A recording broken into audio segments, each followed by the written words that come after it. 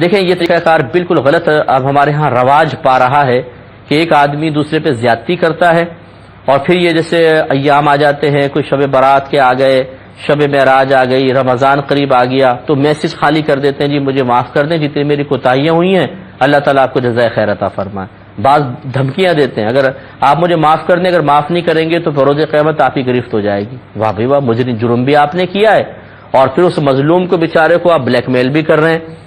تو یاد رکھیں یہ معافی مانگنے کا طریقہ نہیں ہے۔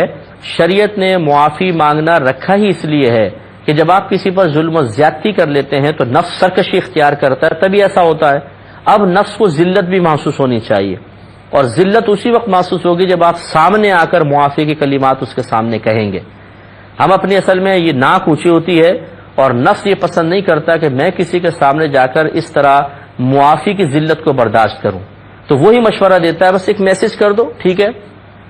سامنے معافی مانگنا اور میسج پہ معافی مانگنا زمین آسمان کا فرق ہے، میل پر معافی مانگنا زمین آسمان کا فرق ہے۔ ہاں اگر ایسا ہے آپ باہر کے ملک میں ہیں، وہ دوسرے ملک میں ہیں، جانا ممکن نہیں، ملاقات ممکن نہیں، تو پھر بھی کم از کم کال تو کر سکتے ہیں نا۔ 50 لوگوں کو کال کرتے ہیں تو کال کر کے پھر معافی مانگے، اور اگر کال بھی نہیں ہو سکتی مثال کے طور پہ چلیں پھر اس قسم کے ذرائع اختیار کر لیں، ورنہ کال ضروری ہونی چاہیے تاکہ آپ اس پہ بولیں، سامنے لائیو اس سے معافی طلب کریں۔